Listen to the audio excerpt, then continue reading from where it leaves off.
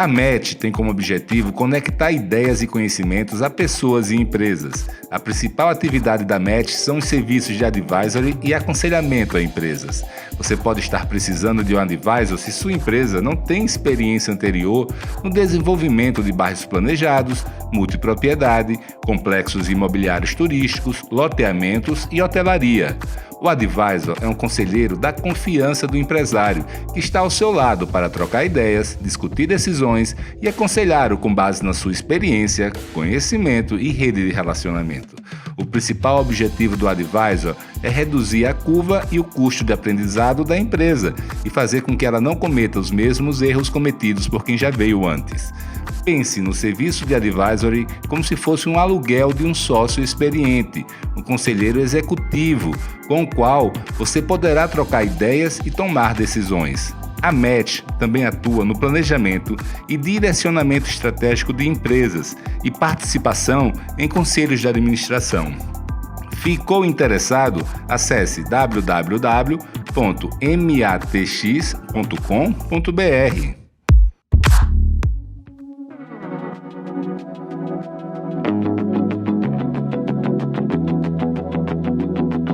Olá, meu nome é Felipe Cavalcante e este é o podcast Além da Curva.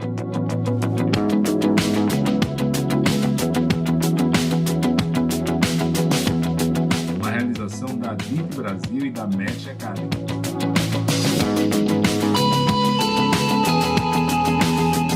Aqui eu coloco em prática a minha paixão por difundir conhecimento e ajudar as pessoas e empresas. E você terá um encontro marcado com as lideranças e empreendedores que estão fazendo a diferença nos setores imobiliário e turístico do Brasil.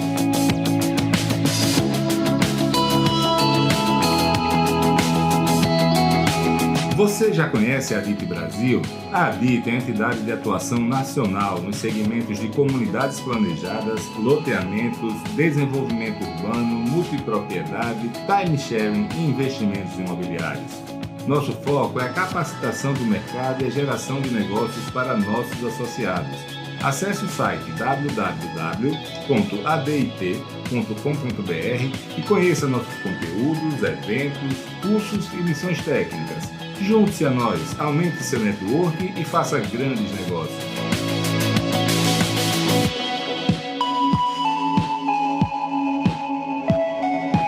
A MET traz para o Brasil um novo conceito de união entre conteúdo de qualidade e geração de negócios.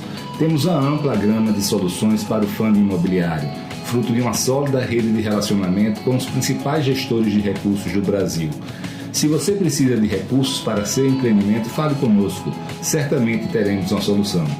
Com os serviços de advisory e conselho de administração, as empresas poderão contar com toda a experiência, conhecimento, rede de relacionamento e dedicação pessoal de Felipe Cavalcante para planejar seu crescimento ou para reduzir a curva de aprendizagem nos setores de multipropriedade, time sharing, bairros planejados, loteamentos e complexos imobiliários turísticos.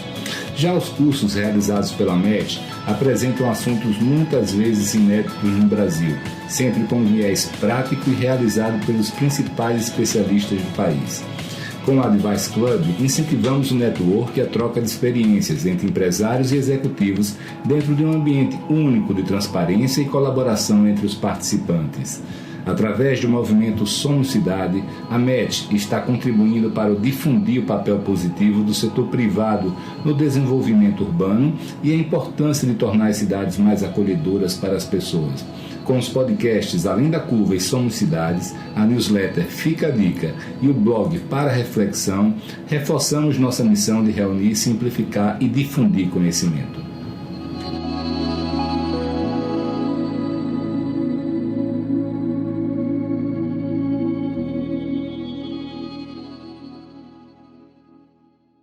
Olá, pessoal, tudo bem? Aqui é Felipe Cavalcante mais uma vez, hoje para falar de um assunto que eu particularmente sou muito interessado, sou um apaixonado e com uma amiga minha, que eu sei que também é entusiasta desse assunto, que é arquitetura contemporânea, arquitetura autoral. Seja muito bem-vinda, Gisele. Ei, Felipe, obrigada demais pelo convite, gostaria de te agradecer.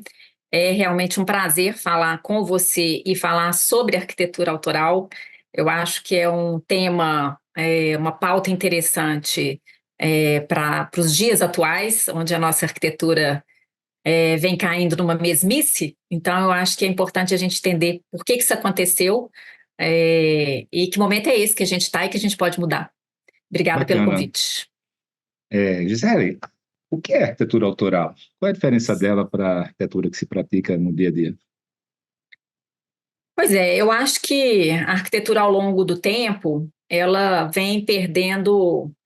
Ela era montada num tripé de função, beleza, é, e forma, função e beleza, né? Forma, função e estética. E acho que com o modernismo, essa questão de que os adornos não são importantes, menos é mais, a forma segue a função, eu acho que essas coisas foram empobrecendo a nossa arquitetura, levadas muito assim a ferro e fogo, né? Porque eu acho que a boa dose do remédio é aquela que te cura ou te mata. Então, falar de menos é mais ou a forma segue a função, isso pode ser muito bem, gerar um ótimo resultado na medida certa, ou ficar muito empobrecido quando na medida errada. E o que eu acho, o momento que a gente chegou foi esse, assim, ficou menos por menos. Acho que é o que a gente vem fazendo hoje na arquitetura, é menos por menos. E a arquitetura autoral, ela vem, para mim, uma importância de que não é, a arquitetura não precisa ser igual. Cada terreno é único, cada necessidade é única, cada empreendedor tem seus valores e quer atingir um determinado público, e é preciso a gente entender a vocação do terreno para fazer valer esses pontos fortes e quais são as dificuldades daquele terreno, quais são aquilo que a gente deve anular na nossa arquitetura quando o terreno tem uma dificuldade. Essa eu acho que é a arquitetura autoral, é ela ser única. Eli, agora vamos dar um passo aí 100 anos atrás. Você falou assim, por séculos, né? Foi forma, função e beleza. Nesse tripé aí, pelo que eu estou entendendo, o mais prejudicado foi a beleza com o advento do modernismo, né? Eu queria saber se é isso mesmo e qual foi o impacto do modernismo nas outras duas, nos outros dois pilares aí. E também, assim, para quem é leigo e está nos ouvindo, por quê? Qual foi o papel do modernismo nessa virada de chave? Eu acho que o modernismo, lá no começo do século XX, ele vem com essa, principalmente no pós-guerra, né, a necessidade de fazer um grande volume de habitação, é, já com uma industrialização, e como fazer isso rápido e numa quantidade grande. E aí a gente vê que perde o valor do artesão, da mão de obra individualizada, artesanal, e passa a fazer valor mais a quantidade do que a qualidade. Tanto que a gente vê que as cidades antes, elas eram pensadas numa escala mais humana, né, ali dos 6, 8 pavimentos, e aí com o modernismo a gente vai para uma altimetria que não é muito humanizada. É muito difícil a gente manter essa escala humana quando essa altimetria sobe numa escala, mais uma escala de cidade e de bairro do que numa escala de rua. Então, eu acho que o movimento começa, eu acho que no pós-guerra, que ele ganha essa propulsão, essa tração grande, e aí montado nessa coisa de fazer um volume grande, num tempo rápido e num custo baixo, a coisa vem depauperando, né? Então, assim, tira adorno, tira detalhe, tira profundidade, até as janelas, né? Assim, pode ser um recuo na espessura da alvenaria. Se você tem na época da minha faculdade, a alvenaria externa ainda era 25 centímetros. E aí, se você fazia uma janela recuada e alinhada na face interna, a gente conseguia perceber profundidade, sombra. Você podia fazer uma janela maior, menor, não repetir sempre a mesma janela, mas até isso na industrialização fez com que a arquitetura fizesse todas as janelas do mesmo tamanho e no mínimo.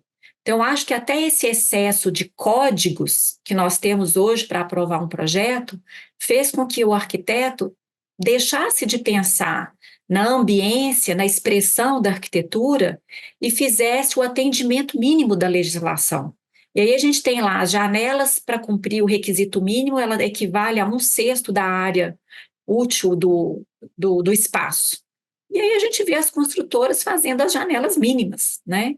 Então eu acho que não que o modernismo não tenha produzido coisas boas, eu entendo que tem coisas boas no modernismo, mas eu acho que quem pegou a linha de ser muito literal, de a arquitetura sem adorno, a forma segue a função e o menos é mais, quem fez isso numa medida destemperada, chegou numa arquitetura ruim, sem valor.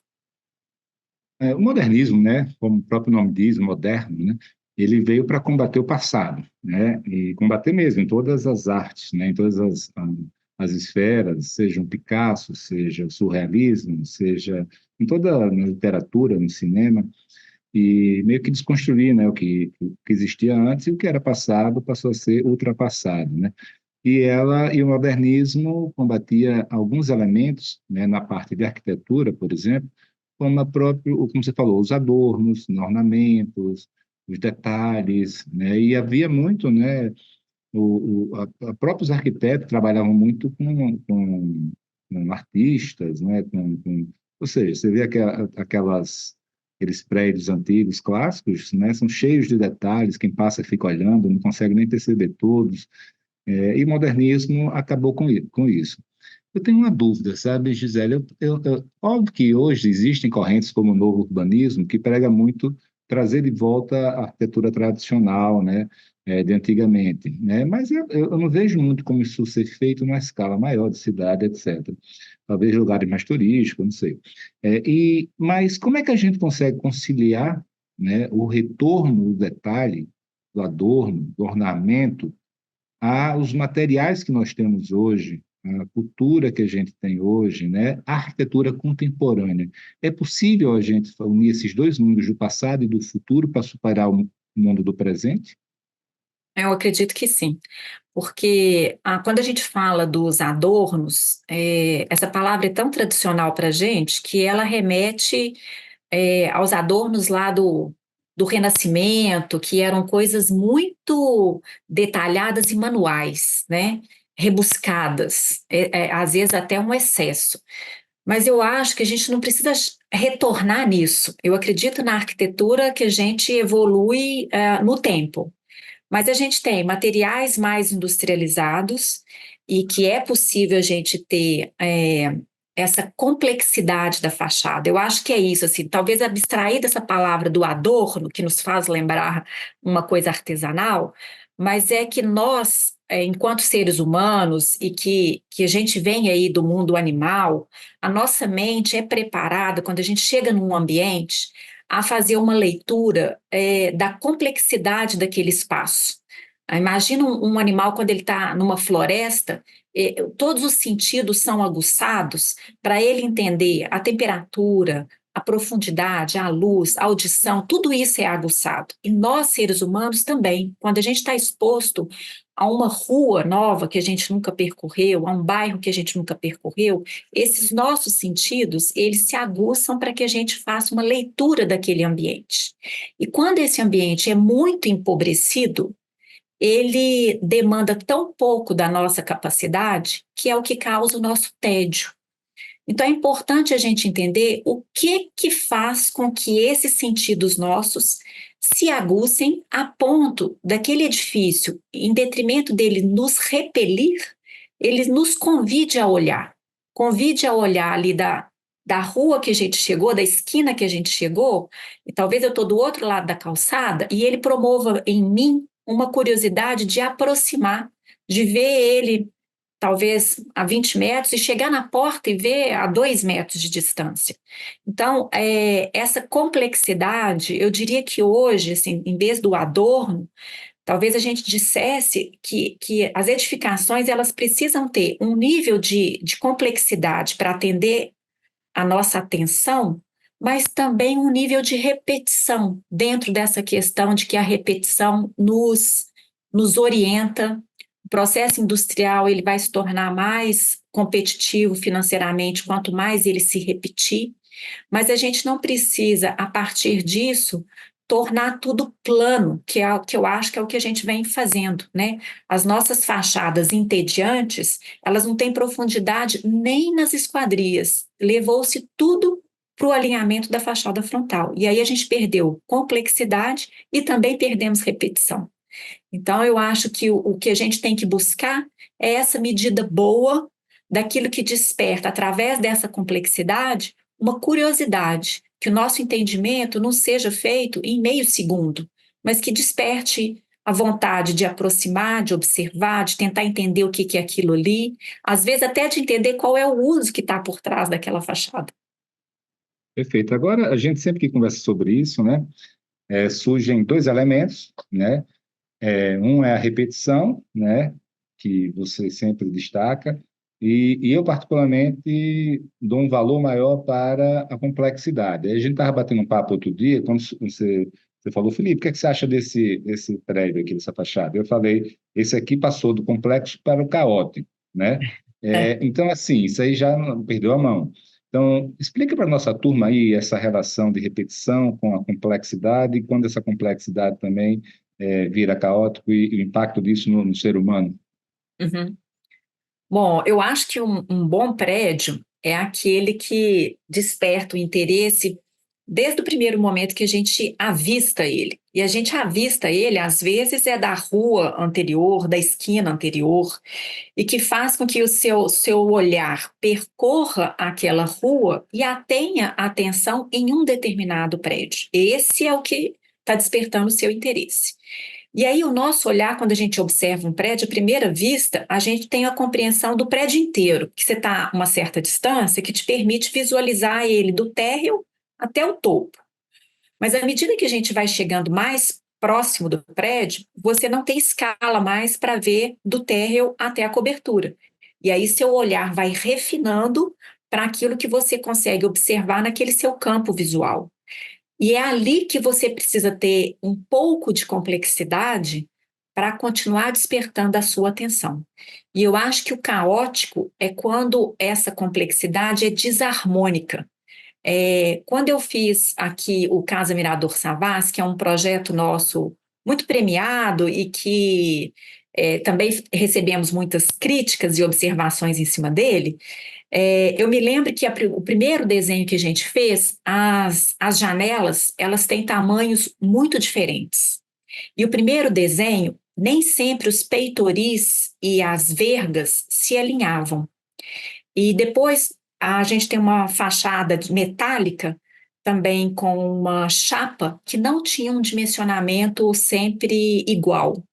E aí um dos fornecedores desses materiais, ele teve no nosso estande de venda onde tinha uma maquete montada. E ele falou, Gisele, você vai precisar prestar atenção em alguns pontos que são fundamentais, porque você pode ter uma fachada randômica, aí fazendo um paralelo com esse caótico, né? Ela pode ser randômica, mas ela não pode ser caótica. Então, alguns alinhamentos precisam ser preservados para que você não faça com que o olhar do observador se perca o tempo inteiro para ele tentar compreender a sua fachada. E aí a gente chegou numa dimensão que é a nossa largura de chapa é 57. E tudo nesse prédio é múltiplo de 57. As janelas são múltiplas de 57, as portas são múltiplas de 57 e a estrutura também. Então, isso deu uma organizada que é para não ficar esse caótico. Essa medida, ela é sensível e eu acho que o arquiteto, ele vai ficando melhor nisso quanto mais ele desenha isso e quanto mais a gente vê isso materializado. De novo, lá no Casa Mirador, quando a gente foi fazer a furação das chapas, eu não queria uma furação carimbada, que fosse a mesma. E aí a gente desenhou 3 tipos de furação, que foi um dificultador na hora da execução da obra, porque cada chapa só se encaixava em um único lugar. E depois da fachada pronta, a gente viu o seguinte: não precisava ter a furação diferente, porque eu poderia só paginar ela diferente. Então, em vez de eu paginar sempre num sentido, se eu fizesse ela para cima para baixo, ela também me dava uma orientação diferente. Então, essa medida, ela é muito sutil, e eu acho que é por isso que o olhar de um arquiteto soma nessa hora com o olhar de um designer, que está talvez mais habituado a perceber como que a cor influencia na percepção do ser humano, como que a profundidade, como que a luz, como que a sombra. Não sei se eu expliquei ou mais confundi. Não, muito legal. Só queria perguntar aprofundar duas questões. Uma, as duas que você mencionou rapidamente, eu tenho, como você sabe, né, eu tenho um catálogo aí com milhares de fachadas de edifícios do mundo todo, né? E eu sempre coloco lá o elemento que diferencia ela e que torna ela interessante. Tá? É muito comum dois tipos que você falou aí. Primeiro é o desalinhamento de janelas, né? No Brasil, todas são, né, alinhadas, né? Assim, não há surpresa nenhuma, nem movimento. Eu queria que você explicasse mais sua opinião sobre isso, algum comentário que você tenha para fazer sobre isso, a própria experiência prática que você acabou de falar, cuidados que possa se ter quando for fazer isso. E o segundo é o uso da cor, né, que você falou agora há pouco.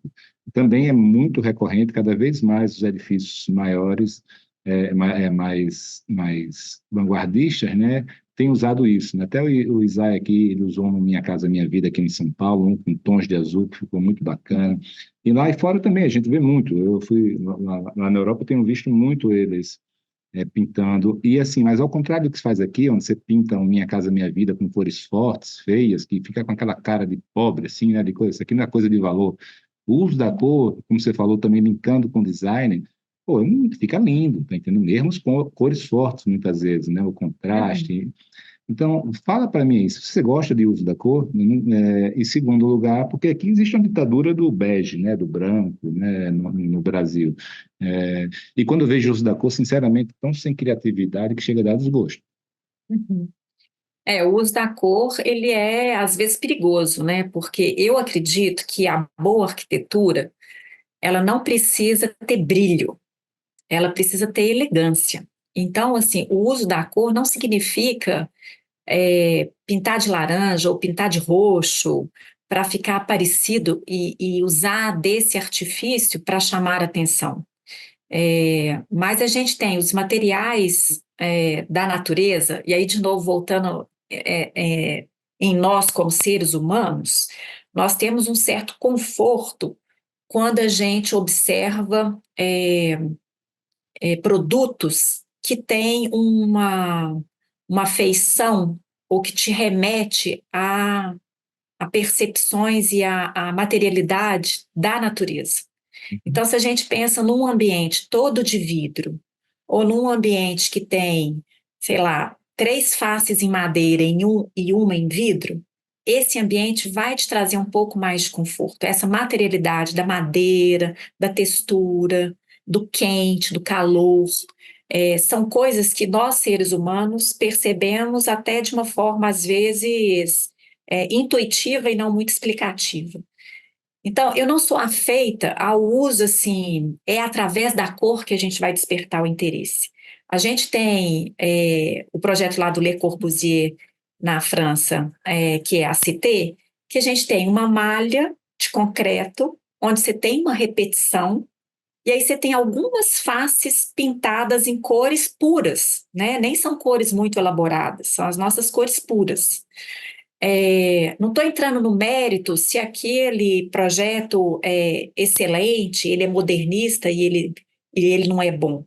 Eu estou trazendo aqui a questão de como que a cor ali suaviza, talvez, se a malha fosse toda no concreto aparente. Então, ele te desperta um pouco de atenção sem ficar gritando com aquela cor. Veja-se o Nubank, né, que pinta de roxo, pinta de amarelo. É uma coisa que eu acho que grita. É igual escrever em caixa alta em negrito, né? Eu sempre gosto de fazer o paralelo com outros universos, né? Na arquitetura, assim, eu acho que as nossas cidades, a gente tem projeto para todas as edificações, mas a gente não tem arquitetura atrás de todos esses projetos. Assim como nem todo filme é cinema, nem todo livro é literatura, eu acho que nem todo projeto é arquitetura. Eu gosto de fazer o uso da cor. Não é que eu gosto, eu não tiro essa possibilidade na hora de conceber a minha arquitetura. Mas eu não uso a cor para gritar. É, Perfeito. Entendi. Agora, você falou também de vidro, frio, quente, etc., né? E a gente concorda com isso também, né? Sobre a questão do vidro, desses materiais da natureza, etc. e tal. Você, quando vai para São Paulo, aqui, por exemplo, esses prédios corporativos todos, são todos com vidro, né? Hoje é um padrão, né? Isso aí. Como é que a gente consegue fugir disso, né? Assim, como é que a gente consegue fugir dessa questão do vidro, mas eu queria também, já dentro queria saber se o concreto também, ele também é algo frio e que está na mesma categoria do vidro, que deve ser menos usado, ou não. E indo para o outro lado, né, da materialidade da natureza, qual é a sua opinião sobre o uso de tijolinhos? Pois é, eu acho esses três materiais que você citou complementares. Eu não acho que é tudo ou nada. O que nos cansa são realmente hoje, quando a gente vê cidades, você tem às vezes bairros inteiros onde todos os edifícios são de vidro nitizado, né? O que é o vidro nitizado para o leigo aqui que está nos escutando? É quando você não percebe nem a caixilharia. O vidro está à frente da caixilharia. Então, é aquela fachada vidro puro, né? A água vai descer e vai descer na velocidade cada vez maior. E aí você não percebe reentrância, você não percebe profundidade, está tudo no mesmo plano, com o mesmo brilho, com a mesma intensidade de cor, com o mesmo tanto de reflexo. Então é uma fachada que você bate o olho e você já entende ela de cara. Mas a gente tem aqui, por exemplo, em Belo Horizonte, na Praça da Liberdade, até um edifício modernista do Niemeyer, que se não fosse os brises horizontais, ele seria uma fachada de vidro. Mas ele coloca os brises de uma forma muito rica, que faz promover tudo isso que a gente está falando, a profundidade, a sombra, a luz. E esses brises, eles são como no Copan. Aqui eles são do concreto revestido de pastilhinha, lá no Copan também, que melhora a nossa ambiência interna, mas gera essa complexidade externa na fachada. Então, eu diria que esses materiais, eles também precisam ser usados numa medida certa. E acho que o concreto, ele é mais... não considero um material frio, porque ele tem textura, ele nem sempre tem a mesma cor, ele não é a mesma cor durante a vida inteira dele. Então, ele tem essa interferência do externo no produto. Talvez desses materiais o mais frio realmente fosse o vidro, né? Que hoje a gente consegue até explorar a cor desse vidro, mas ele vai ter sempre a mesma reação ao externo, né? O brilho, o reflexo, mais permeabilidade visual ou menos permeabilidade visual. Você falou aí agora também, eu vou pegando aqui suas deixas, suas palavrinhas que você solta, né? Ah, E trazendo aqui para discutir. Você falou que o concreto ele muda de tom, de cor, ao envelhecer, né? Vamos falar sobre materiais que envelhecem bem e materiais que não envelhecem bem. Um prédio ele tem que ser feito somente com materiais que não envelhecem, por exemplo, ou você já pode planejar e projetar um prédio para ele envelhecer bem. Existem materiais que envelhecem bem? sim, sim. Quando a gente faz um projeto, isso é até um dos itens, né? Assim, a gente quer que esse projeto, que esse empreendimento dure quantos anos? Isso vai determinar a nossa estrutura, os nossos acabamentos, se chapa de aço, se chapa de alumínio, e também o tanto de manutenção que você vai investir, né, nesse edifício. Eu acho que essa é uma outra questão, que no Brasil, é, a gente percorre um caminho assim, de atalhos, de que a gente quer fazer algo perene sem ter manutenção nenhuma. E eu confesso que isso, não acredito que isso seja possível, né? Então a gente foi também por um caminho assim, qual material que vai exigir menos manutenção. Ah, então a pintura tem que pintar de 5 em 5 anos. Então, aqui em Minas Gerais é muito comum revestir em granito, que aí você não tem que pintar de 5 em 5 anos. Mas aí depois vieram as cerâmicas. As cerâmicas, elas, se mal instaladas, e também de acordo com o material, ela tem uma durabilidade menor, ela pode dilatar na fachada com mais incidência de calor e exigir também uma troca. Então, acho que não adianta a gente perseguir algo que não tenha manutenção, né? O ser humano, a gente faz ginástica todo dia para manter a máquina. Nos edifícios também a gente vai precisar dar manutenções. Agora, é claro que tem materiais que têm uma durabilidade maior. A madeira, por exemplo, hoje, que é uma técnica, né, a madeira engenheirada, que é a madeira laminada colada, que é uma madeira linda, é um material que dá soluções arquitetônicas maravilhosas, mas que precisa ser tratada, né? E ao longo do tempo, ela vai exigir manutenção. Agora, se a gente pegar a madeira crua, que não é essa, que não foi tratada, que talvez não foi seca adequadamente, que tem uma cor linda nesse primeiro ano, e no segundo ano ela vai tender a ir para os cinzas, né? Porque ela vai queimar o verniz, vai queimar a resina que foi utilizada para tratar, e ela vai exigir maior manutenção. A gente tem o alumínio, se a gente fizer um paralelo do alumínio e do aço, talvez o alumínio vai ter uma resistência maior. Quando a gente foi fazer de novo o Casa Mirador, a gente estudou junto com a Uzi Minas qual que seria a espessura da chapa, para ela ter uma maior durabilidade. Então, assim, 50 anos eu ia chegar numa chapa de espessura tal. Ah, não, 100 anos eu vou aumentar a espessura dessa chapa. Então, tudo isso precisa estar muito é, bem premissado lá no nosso começo de trabalho, para que a gente projete dentro das premissas corretas, né? Agora, isso tudo é para que a gente continue gerando. Eu falo assim que um edifício, ele não é só para o incorporador ou só para 20 moradores. Esses são importantíssimos a gente escutar, porque a experiência do morador, ela não é só na hora que ele está dentro do apartamento, mas ela é também na hora que eu estou lá na rua e estou chegando na minha casa. Eu vou chegar de carro, eu vou chegar a pé, eu vou chegar de bike. Todos esses percursos precisam ser atrativos, precisa ser uma excelente experiência até eu enxergar dentro do meu apartamento. Agora imagine o tanto de não moradores que usam a fachada desse prédio, que transitam nessa rua e que esse prédio é tão importante para a rua, para o bairro, para a cidade. Então a gente não projeta só para o incorporador, só para o morador. E quando eu falo de arquitetura autoral, eu acho que essa é a grande diferença do que a gente entrega, porque eu estou entregando algo de valor para o incorporador, que vai ajudá-lo a vender, vai ajudá-lo a fazer desse empreendimento uma percepção única que não compara ele com os demais, não se coloca junto ou igual aos demais, mas eu vou estar entregando um valor também para esse comprador que no futuro vai querer revender. Eu conheço prédios em São Paulo, até um edifício do projeto do Bote, que ele é todo de muxarabi, de madeira na fachada, e que tem fila de compradores. Assim, esse prédio ele não fica com o apartamento vazio, desocupado. Então, quem comprou lá atrás continua valorizando nessa troca de moradores, porque tem sempre gente querendo comprar.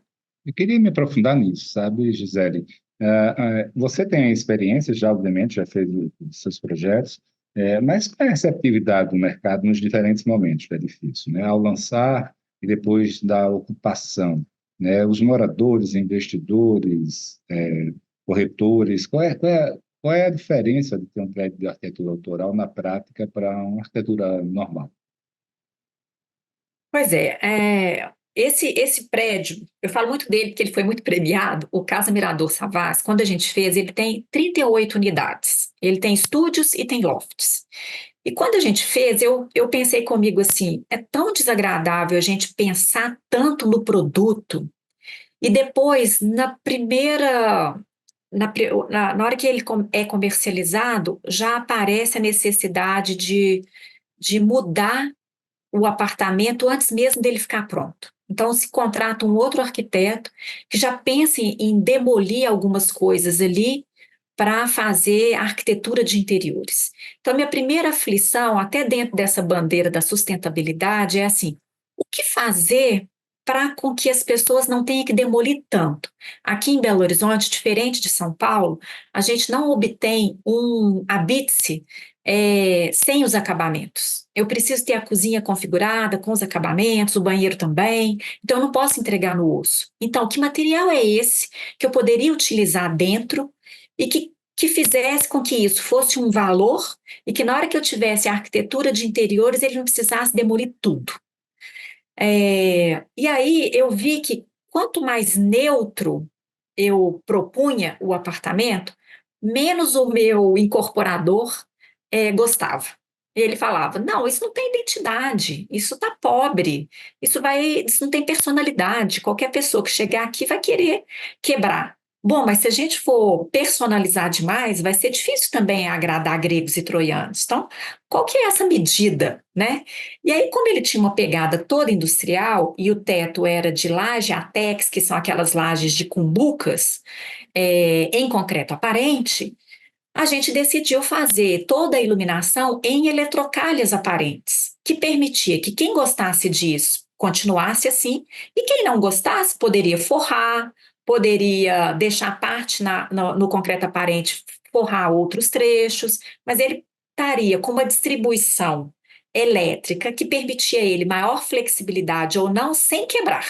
Ele poderia ter que colocar coisas a mais se ele quisesse, mas ele não iria quebrar. E essa foi uma decisão muito correta, porque a gente viu, ao longo da ocupação dos 38 apartamentos, foram pouquíssimos os apartamentos que eu vi que forraram, né? Então, teve gente que trocou torneira, teve gente que trocou louça, mas eu não vi grandes diferenças nem no piso, que também a gente decidiu por um acabamento mais na pegada do concreto, um porcelanato mais na cor de concreto, mais neutro. Então, eu vi gente revestindo parede de madeira, aí colocando essa coisa do calor, a personalidade, a obra de arte, mas sem entrar no quebra-quebra do interior. E eu acho que essa é um dos valores da arquitetura, né? O que que a gente faz e que não gera necessidade do refazer, do destruir para refazer. E acho que quando a gente pensa em edificações que possa, inclusive, mudar o uso ao longo da vida, a gente está evitando a necessidade de altas demolições.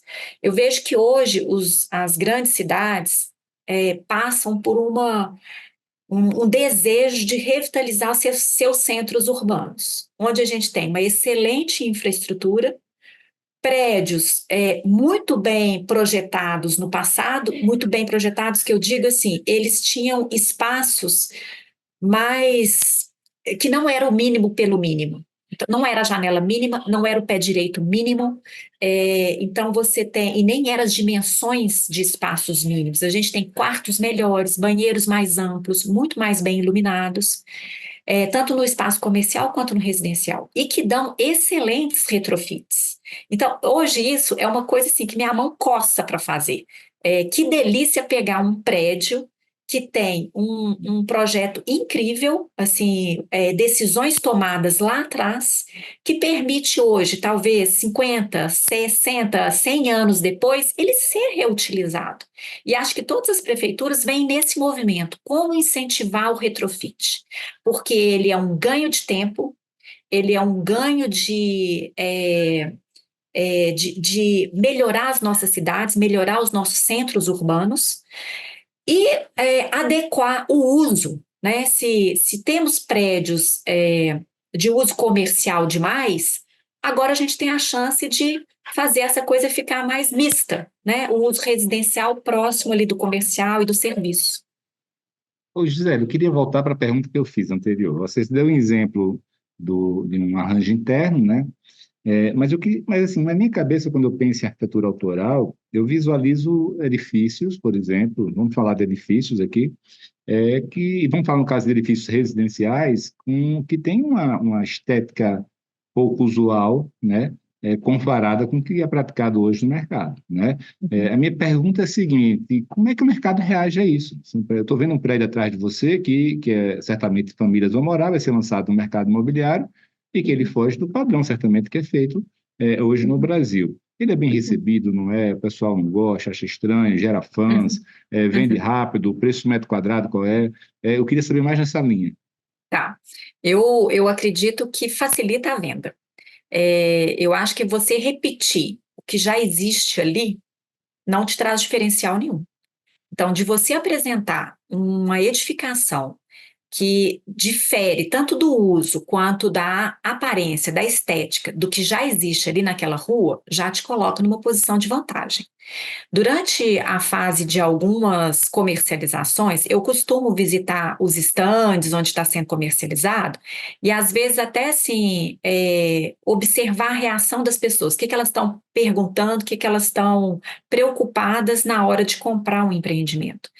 E às vezes não foi raras as vezes que eu vi uma pessoa assim encantada com aquilo que estava sendo proposto, e que ela falava assim: eu quero ter um desse, eu quero ter um. Então, a escolha inicial é assim: eu quero ter esse produto, eu só não vou comprar se ele não couber no meu bolso.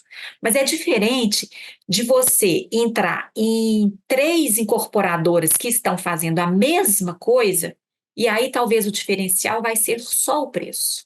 Então, eu acho que a arquitetura autoral ajuda a vender porque ele te coloca numa posição diferente, ele chama a atenção daquilo que hoje é raro, às vezes, a pessoa, o leigo, perceber, assim, eu vejo as incorporadoras vendendo planta, vendendo uma quermesse de coisas, assim, tem home cinema, tem churrasqueira, tem espaço pet, mas a pessoa vai viver dentro do apartamento e dessa caixa, que é como se fosse uma roupa, né? Se você for comprar um terno, para você faz diferença você comprar um terno Armani ou um terno da Renner? Se faz diferença para você, morar é a mesma coisa. Faz diferença morar num prédio que tem uma estética diferenciada, que se alguém te perguntar assim, onde você mora? Você vai falar assim, não, eu moro naquele edifício que tem uma forma trapezoidal e que ele tem uma cor de minério. Pronto, ele já é endereço, você já conseguiu identificar o seu empreendimento do resto, da mesmice. Então, eu acho que isso é um valor na hora de vender do incorporador e depois desse comprador revender também. E você falando isso, eu estou lembrando que é o seguinte: o que é que acontece hoje? Por vários motivos, existe essa padronização, né, do mercado imobiliário. E aí você acaba deixando algumas tipologias de fachada, né, bem comuns, né? Acho que parte disso é o medo do incorporador em desagradar. É a média, né? O retorno à média ali, não é deslumbrante, mas também não vai prejudicar, não vai ter nada demais. E aí, quando eu vejo lá fora, né, uma coisa bem interessante que eu já ouvi lá fora de arquitetos fenomenais, é o seguinte: eu não tenho medo, né, de me posicionar e de ter personalidade própria, tá? Por quê? Tá, primeiro, a cidade inteira, eu não vou vender para a cidade inteira, eu preciso ter a quantidade de pessoas que para comprar aquele prédio, aquele apartamento. E eu preciso ter fãs, ter pessoas que. Eu quero pessoas, se. Tá, tudo bem, 95% não vai gostar, mas 5% vai amar. É esse meu público, tá entendendo? Então eu não tenho medo de ter personalidade, de ousar, etc. e tal. Mas ao mesmo tempo, para quem nunca saiu desse mundinho nosso, isso arriscado, chamar atenção demais, etc. E aí você entra num elemento que é a arte, né? Como aquele projeto que a gente viu semana passada, que a pessoa claramente não tinha o talento necessário para fazer o que estava se propondo. E como é que você encara isso tudo? Se na hora de fazer você se preocupa com isso, da personalidade, os incorporadores eles têm receio de fugir um pouco do padrão? Bom, o que eu vejo. Bom, Minas Gerais é um mercado bastante. É o mercado mineiro, vamos dizer assim. é, bastante tradicional, né? É, nem todo mundo, nem todo incorporador se arrisca a fazer algo diferente. Eu acho que isso também transitando em todos esses universos, né? Assim, na música, no cinema, a gente vê o mercado incentivando fazer aquilo que é o consumo direto, que é o consumo rápido, que vai fazer uma série que você vai ver hoje, amanhã você vai querer saber o restante daquela história e passa a consumir mais do mesmo. Então, eu não acredito que a arquitetura autoral é para todos. Mesmo, não acredito nisso. Mas eu acho que a arquitetura autoral ela tem que estar do lado de um incorporador que acredita nisso. Porque quem acredita nisso está disposto a sentar e, e a construir isso junto. Porque pensar fora da caixa significa pensar nessa complexidade, não só estética, mas construtiva. Mas se você tem uma engenharia que está disposto e que tem intenção e o desejo de fazer isso, de realizar isso, e depois de deixar um legado, de ser lembrado por uma pessoa, por um empreendedor, por uma construtora que vem mudando a cara da cidade, se essas duas entidades se aproximam, a gente vai ter um excelente produto. Mas não adianta uma arquitetura autoral querer vender para uma incorporadora que não quer se arriscar nada, que quer continuar fazendo mais do mesmo. Não vai ter ponto de tangência, não vai ter ponto de conversa, né? São caminhos, eu diria assim, caminhos antagônicos. Mas uma coisa interessante que você falou, durante a execução do Casa Mirador Savassi, ele ficou cortinado durante um período muito grande, porque ele tinha o revestimento, a caixilharia, a gente só pôde tirar a cortina de obra na hora que ele estava 100% pronto. Então era comum, passava, às vezes uma cortina rasgava e antes de trocar, passava alguém na porta e já começava a tirar a foto dele em frente àquela obra. É, e aí a gente via que aquilo despertava uma curiosidade, assim, virou um lugar, vamos dizer assim, instagramável. E você ter esse público que não vai morar, às vezes ele não é comprador, ele é um público que torce para você dar certo. Ele quer que seu empreendimento dê certo e que venham outros nessa esteira. Depois que a gente passou a publicar esse empreendimento e quando a gente foi descortinar ele, a gente fez muita fala, assim, no dia tal a gente vai tirar a cortina, no dia tal a gente vai tirar, e que teve assim uma movimentação nas redes sociais e onde eu via as pessoas escreverem assim: isso é Belo Horizonte, isso é Brasil, nossa, isso nem parece de verdade, nossa, isso podia puxar a fila para mudar a arquitetura da nossa cidade. Então você vai fazendo, vai formando ali uma opinião pública que torce para que isso dê certo e torce para que venham outros nessa linha. É quase um efeito dominó, né? Que você muda primeiro ali uma quadra, depois você muda uma rua, depois você quer mudar um bairro. Eu vejo isso muito no que a Ideias Arvos fez com Vila Madalena. Imagina se a gente tivesse várias Vilas Madalenas. Seria maravilhoso, porque você já tem ali um volume de projetos com arquitetura, assim, arquitetura com A maiúsculo, essa arquitetura autoral que eu acredito, que ela beneficia o bairro. O bairro hoje já vale mais, ele é mais bem percebido por pessoas. Não sei se por todo paulista, mas para nós que não moramos em São Paulo, quando tem um evento de arquitetura em São Paulo, a gente quer visitar a Vila Madalena e ver o que tem de novidade na Vila Madalena. Então, eu acho que esses incorporadores que desejam essa arquitetura autoral devem realmente se aproximar de arquitetos que tenha isso na pauta, que tenha isso como um valor forte, assim, de não querer fazer mais do mesmo. Vamos lá, vamos inventar um negócio diferente agora, cada rua, cada projeto. Muito legal. Já pensou mais ideias árvores, a própria Casa Mirador aí, com quem você trabalha em BH, né?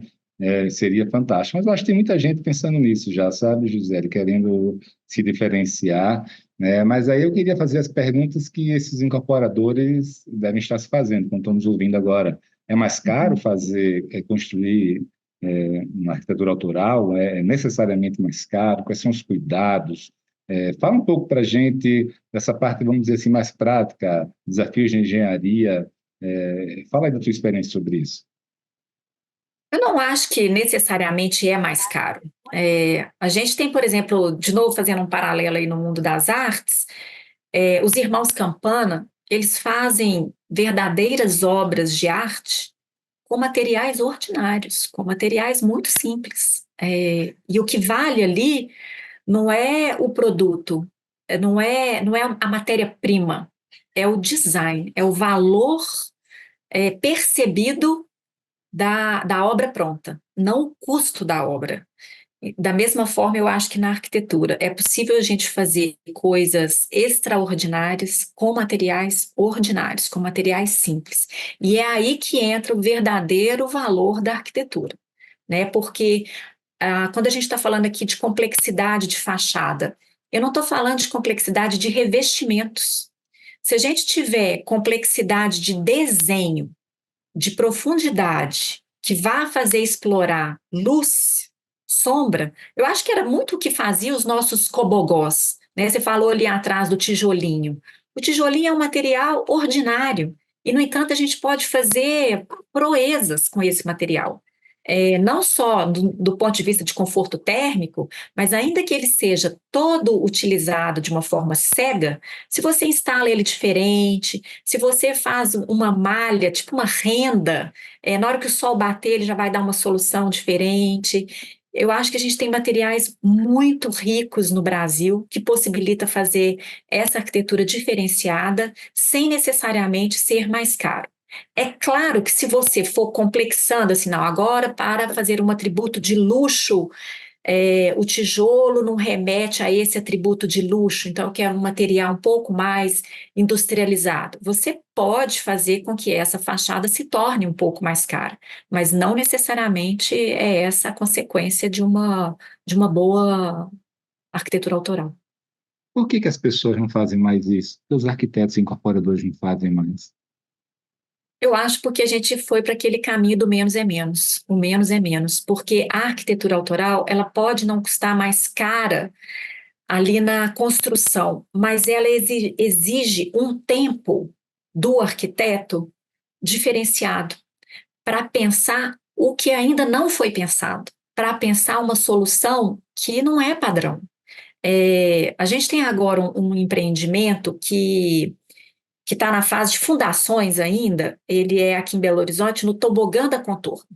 Então, quando a gente fala tobogã da Contorno, ele já é endereço. Todo mundo em Belo Horizonte sabe o que é o tobogã da Contorno. Então, como ser um endereço no tobogã da Contorno? Ele é um terreno pequeno, mas que a gente fez um modelo de projeto que nos permitiu uma altimetria muito alta.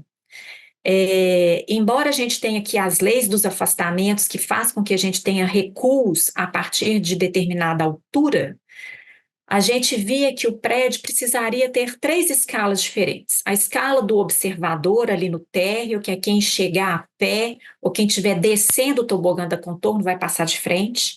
E aí esse material da fachada precisa ser rico a ponto de reter a atenção dessa pessoa, porque quem passa de carro no tobogã da Contorno passa numa velocidade um pouco mais rápida, e é exatamente no nosso ponto que ele vai dar a primeira desacelerada. E aí eu quero que esse olhar do motorista olhe para o lado, reduza a velocidade e me observa aqui. Depois a gente tem uma segunda escala, que é o primeiro recuo, que é a escala assim, do bairro, talvez a escala da esquina, uns 40 metros antes de chegar lá. E depois o topo do prédio. Para pensar nesses materiais, assim, não foi difícil. Assim, qual material eu vou usar? Eu vou usar tijolinho na base, eu vou usar um metálico na fachada. Agora, qual a cadência que a gente vai colocar esse material? Como que nós vamos instalar? Em que ritmo? Isso é quase música. Sabe aquela coisa que do refrão da música que se repete? Esse refrão é que faz essa repetição nos organizar para ele não ser caótico. Então, eu tenho uma repetição randômica e ainda assim harmônica, e ainda assim organizada. E esse exercício é que eu acho que às vezes nem todo incorporador é, dá esse tempo para o arquiteto. E eu acho que isso é uma coisa que a gente está vendo que ela não precisa estar decidida no dia zero, assim. Você tem um processo de projeto, de aprovação de projeto hoje no Brasil, de uma forma geral, é tão longo que você não precisa estar com isso tudo pronto, no dia zero para ir para aprovação. Se você define a materialidade, o quanto que isso vai interferir ali na sua aprovação, depois a cadência, o ritmo, é algo que você vai perceber, inclusive durante a obra. Então, agora, por exemplo, depois da pandemia, a gente viu a cadeia da construção civil se desorganizar, né?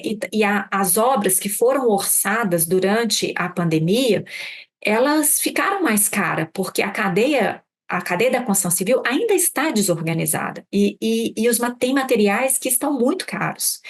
Eu fui chamada agora para ajudar a repensar alguns itens de arquitetura já aprovada, para que a gente consiga chegar num valor da construção sem descaracterizar, sem perder, porque está tudo lá, a NBR já está pronta, metragem já está pronta, o projeto já está aprovado na prefeitura. Então, o que a gente pode fazer? A gente pode fazer muito ainda, muito, muito, muito. A gente está muito habituado a que a nossa vedação é só tijolo, ou depois é só drywall, ou só steel frame, e na verdade a gente precisa explorar essas possibilidades. Se a gente olhar para o universo das indústrias, que vem fazendo materiais de vedação, que são painéis, né? Esses dias eu estava agora estudando câmara frigorífica. Câmara frigorífica é feita com material super industrializado. Aço PIR aço. Tem um nível de conforto térmico excelente, um nível dimensional excelente.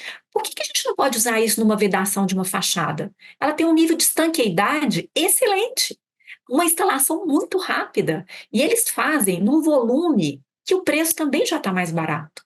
Então, eu acho que também, assim, quando a gente se alinha a uma incorporadora que está disposta a fazer esse exercício junto com a engenharia, eu acho que a gente tem ganhos exponenciais. E eu não acredito que esse ganho virá só da arquitetura. Realmente é uma soma. Perfeito. Você falando isso aí, né, eu queria falar agora sobre fachadas industrializadas, né? Lá na Europa, ninguém nem cogita fazer como a gente faz aqui, né? É tudo industrializado, eu vi muita coisa lá. Corroboro o que você falou do custo, né? É surreal o que a gente viu lá de criatividade, de materiais extremamente baratos que davam exatamente essa mudança, assim, que não necessariamente é mais caro. Se você quiser que seja mais caro, vai ser, né? Talvez lá o material, né, industrializado seja mais barato do que aqui, mas isso eu queria saber, né? Já é factível uma fachada industrializada aqui? Mais uma vez, as pessoas não fazem, é por causa de preço, é porque não querem usar, porque dá trabalho para, como você falou, para estudar com engenharia, soluções. Quando é que a gente vai ter a fachada industrializada mais disseminada aqui? Eu queria aproveitar para falar isso com outra pergunta que a gente está chegando no fim, já queria emendar. É, é, é uma percepção pessoal minha, queria saber a tua opinião. Eu consigo enxergar prédios mais baixos, sei lá, mas a grande parte dos exemplos que eu tenho aqui no meu portfólio são de prédios mais baixos que conseguem se tornar muito interessantes e diferenciados, tá? Não precisam ter 3, 4 pavimentos, mas 8, por aí. Quando a gente começa a ver arranha-céu, o que eu percebo, assim, eu vejo poucos exemplos ainda no mundo de prédios que eu digo, uau, né? Eles acabam sempre partindo de pavido para aquelas coisas todas que a gente sabe. Qual é a tua opinião sobre isso, né? Então, até porque a fachada industrializada com prédios altos, ele pode ser que caminhe junto aí para um futuro. Uhum. Bom, a primeira pergunta, né? A fachada industrializada no Brasil ainda é mais cara. Ainda é cara. E eu acho que é porque a gente consome pouco. Então, eu vejo que os materiais que são utilizados para fazer galpões industriais, eles já têm um valor financeiro muito mais baixo do que aqueles que a gente utiliza para fazer edifícios corporativos ou edifícios residenciais. E é atrás disso que nós estamos explorando agora esses materiais. Então, se a gente pensar, telhas metálicas, elas têm dobras interessantes, elas são produzidas numa esteira industrial com uma velocidade muito rápida, uma durabilidade excelente. Você pode variar a espessura dessa chapa. E a gente já viu, por exemplo, telhas metálicas sendo utilizada nas fachadas. Num primeiro momento, sei lá, 10, 20 anos atrás, era aquela telha boba, on-the-line, né, que mantém aquele mesmo ritmo. Mas hoje a gente já tem uma série de indústrias explorando aquilo que era utilizado só para cobertura, ser agora utilizada como fachada.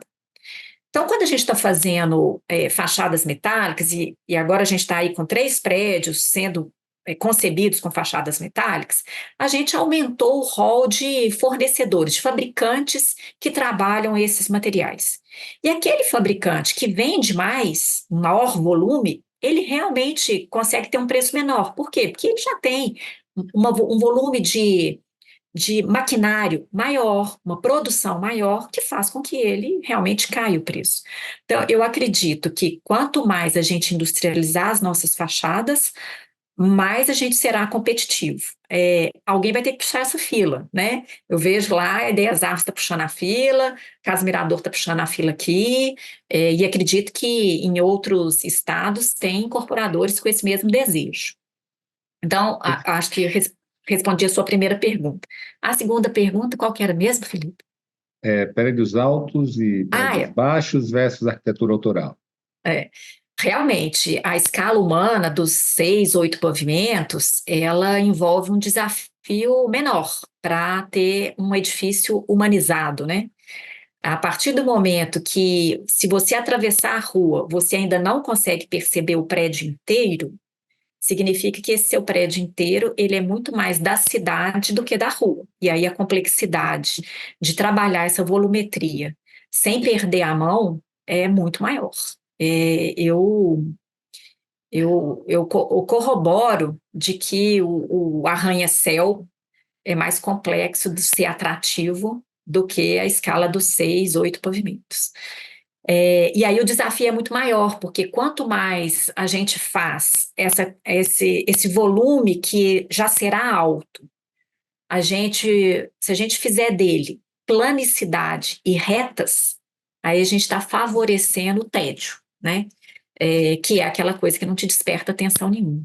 Então, se a gente está falando do ritmo, da complexidade, da cadência, da profundidade, a gente vai ter que levar isso lá para a torre, e fazer com que isso seja harmônico e não caótico. É um desafio maior. No escritório, eu costumo começar a pensar nessas complexidades em dobraduras de papel. Porque quando a gente dobra papel, às vezes assim, quando você amassa um papel, uma bola de papel e joga ela na mesa, ela vai deformando e vai te abrindo outras formas. Quando você começa a treinar as dobras, se você dobra no mesmo sentido, sentido contrário, você vai vendo se ela é autoportante e qual a dobra que faz com que ela fique mais rígida. Você vai entendendo o material. Então, quando a gente pensa nessas nossas fachadas, a gente às vezes sai do desenho e vai assim, eu não vou nem dizer que é uma maquete ainda, mas é um estudo de materiais e que cadência que ele vai dar um ritmo legal na nossa fachada. Show. Agora eu vou fazer as duas últimas perguntas para a gente terminar. Eu queria que você falasse primeiro sobre o tipo de consumidor dos prédios com arquitetura autoral. Então, eu vou listar aqui alguns, falando de edifícios, né? Pode ser feito casa, pode ser feito várias coisas, tudo na vida que tem arquitetura pode ser feito arquitetura autoral. Mas no caso aqui do nosso público, é mais focado em edifícios, edifícios residenciais, comerciais, etc., eu queria saber o seguinte: edifícios cívicos, edifícios comerciais, né, edifícios residenciais para jovens e para famílias. Quais deles são mais e menos adequados, onde o público aceita melhor a arquitetura autoral, ou seja, prédios diferentes, com personalidade, tá? E o segundo ponto, para você fechar, eu queria que você fechasse dando um resumo para a gente de que está acontecendo de mais interessante no mundo em termos de arquitetura contemporânea e autoral. Bom, sobre quais os edifícios, eu não sei se tem algum excludente, né? Se tem alguma tipologia de edifício que não pudesse ser autoral. Eu acho que não. Eu acho que tanto. Deixa eu refazer a pergunta. Onde é que você pode usar mais para esses públicos, para os quatro públicos, e onde você deve usar menos? Aham. Cívico, comercial, jovens e famílias. Eu acho que os jovens, eles, por natureza, têm uma predisposição a ver o novo, a encarar o novo e a desejar o novo, né? Então, eu acho que esse público, a geração jovem, ela tem mais apetite para isso e menos barreiras, né? E esse público, quando a gente projeta, eu nem gosto de pensar só no consumidor final, porque quando hoje é muito comum desenhar a persona para saber quem vai ser esse consumidor final, e você tem um volume de investidores enorme, que vão comprar para alugar, para revender. Então, num primeiro momento, seu cliente nem é o consumidor final. No primeiro momento, seu cliente é o investidor. E o que é bom para o investidor? É aquilo que ele vai alugar rápido, nunca vai ficar sem alugar, ou ele vai vender quando ele quiser vender, sem ter que gastar muito marketing, né? Então, eu vejo que também as famílias, elas vêm mudando ao longo do tempo. O último censo aí nos mostrou, eu nem sei por que que hoje ainda vende tanto edifício de 4 suítes, porque as famílias hoje em dia são 3 pessoas, a média são 3 pessoas. Então, eu acho que tem espaço para os jovens, mas também tem espaço para as novas tipologias de família, que é um jeito novo de morar. E tem uma infinidade de famílias que não querem mais ser proprietárias dos imóveis, elas preferem alugar. Então, talvez a gente esteja falando dos investidores. Esses são os nossos maiores clientes, os investidores. Agora, no espaço público, eu acho que é quem mais poderia promover a arquitetura autoral, porque é a batuta na mão onde ele não tem que escutar ninguém. É o desejo do ente público. E quando ele usa o instrumento do concurso, que no Brasil é muito pouco utilizado, ele poderia ter uma amostragem de possibilidades de arquitetura muito rica. Então, assim, eu acho que ele deveria ser o agente promotor da arquitetura autoral, embora eu não tenha visto isso nos nossos últimos anos.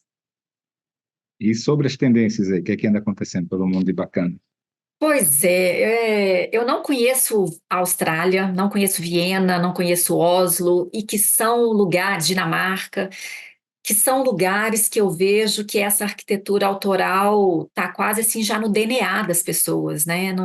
Se aqui para a gente ainda são percebidos como ícones, né? Assim, nossa, aquela arquitetura ali naquele bairro, às vezes você só tem um legal, lá fora já é o contrário, né? Não, tem bairros que eu andava lá na Holanda, na Áustria, que era uma loucura.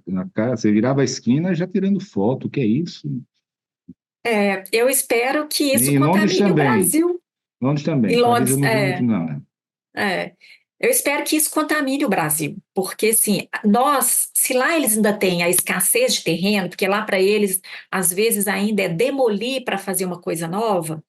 Aqui, gente, não tem tanta escassez de terreno, a gente ainda tem muita coisa, muito território, a gente tem retrofit para fazer, a gente tem a mudança, né, as demolições de casinhas virando prédios para aumentar a nossa densidade, eu sou super favorável a isso, desde que a gente esteja trocando casinha por uma densidade maior e melhor.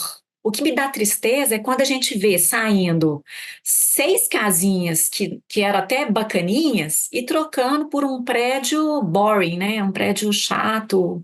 Aí eu acho que é uma troca que a cidade só perde. E nessa hora eu acho que falta o arrojo do incorporador, porque, como você diz, quem mais se arrisca é o incorporador, né? Que é o arquiteto, depois que ele fez, claro que se vender, ótimo, eu vou ficar super satisfeita, e é para isso que eu sou contratada, para fazer coisas boas e vender. Mas se não vender, quem mais vai perder é o incorporador. Então, é ele que tem que estar disposto a correr esse risco. Mas É, também, viu, Gisele, aqui para nós não adiantava um incorporador estar disposto se ele não achasse talentos aí no Brasil para fazer esses projetos, né? Então, por isso que eu celebro muito aí pessoas como você que está tentando realmente fazer algo diferente, usando a criatividade, abrindo a cabeça, né? E parabéns, assim, todo o trabalho que você tem feito, você sabe que eu sou fã, tenho acompanhado, né? E eu não tenho dúvida aí que vai dar muito o que falar. E certamente, daqui a alguns anos, a gente vai ver muito mais desse novo tipo de arquitetura contemporânea aqui no Brasil. Aí. Eu queria te agradecer, foi ótimo o papo, é um papo que a gente está sempre conversando e que as pessoas merecem também ter acesso, né? Acho que esse é o objetivo aqui do nosso podcast.